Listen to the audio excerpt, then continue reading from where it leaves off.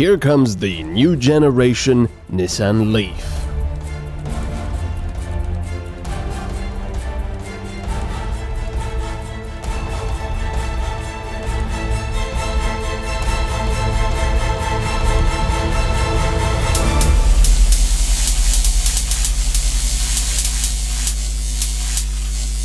The electrifying Nissan Leaf, the second generation. And I think from the first generation to the second, it now looks a lot better, a lot more modern, a lot more grown up actually. I like this.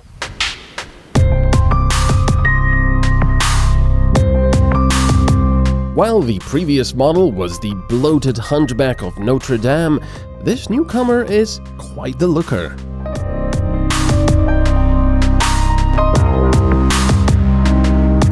The higher equipment level sports LED lights, which I'd say was a must with an electric car if you drive mostly at night.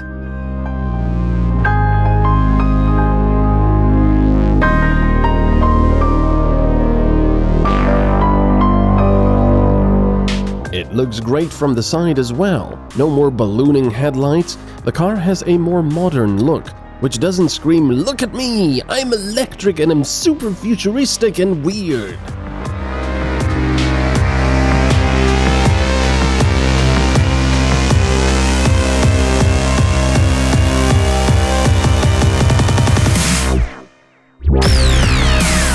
The designers completely changed its rear, which now no longer hosts thin slits for brake lights, while the windows visually pleasingly flow into the boot.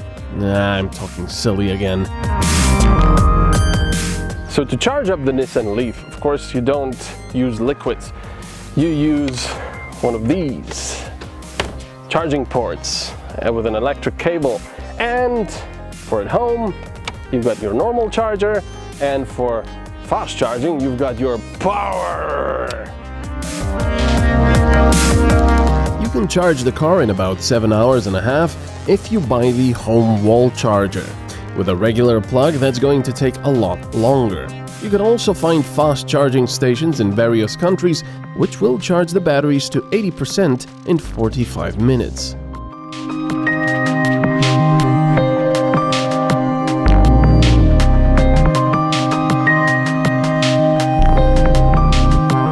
The interior was a pleasant surprise. The strange double-decker instruments have said goodbye, while everything looks more modern. Of course, piano black plastics are still here.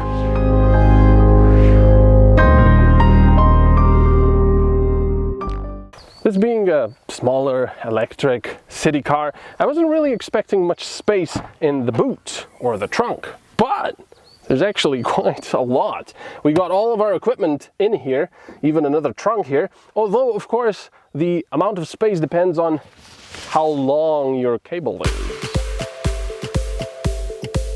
The new Leaf has a bigger 40 kilowatt-hour battery, which should suffice for about 240 kilometers.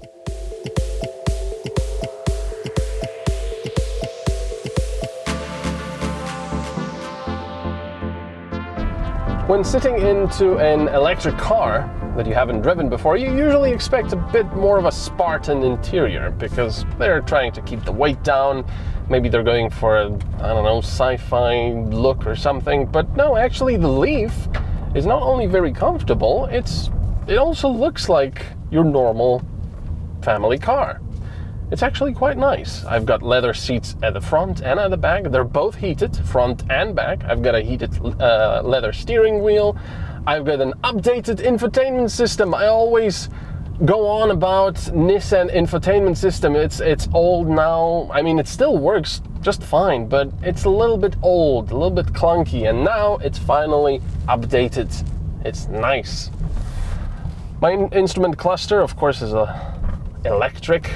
I mean, it has different electric information about it, like how eco I'm driving, how much battery charge I have, how long it'll take for me to charge the battery, and so on and so forth. And an interesting thing is the e-pedal, which you can turn on or off. So if you turn it on, the motor will the electric engine will work in recuperation mode, which means if you take your foot off the pedal, of the throttle, it will act as a brake. It will invert its phase and actually produce energy. And it's very interesting that they actually give you the choice, because I'm absolutely sure that a lot of people, most people driving this car or any electric car with recuperation will prefer this mode, not regular mode.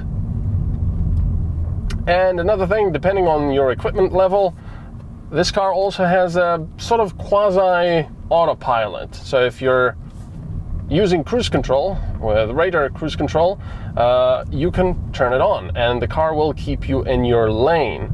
But of course, if you don't keep your hands on the steering wheel, after about 3 seconds, it'll start crying that, please put your hands back on or I will brake.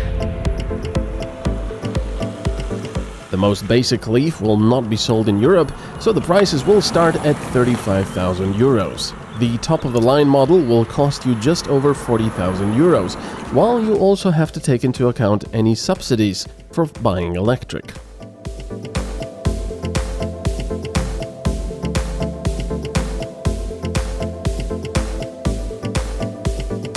If you drive in a city a lot of the time and don't do more than 200 kilometers a day, you could think about a car like this. Even better than not visiting petrol stations and having no direct exhausts is the peace and quiet from the electric drive.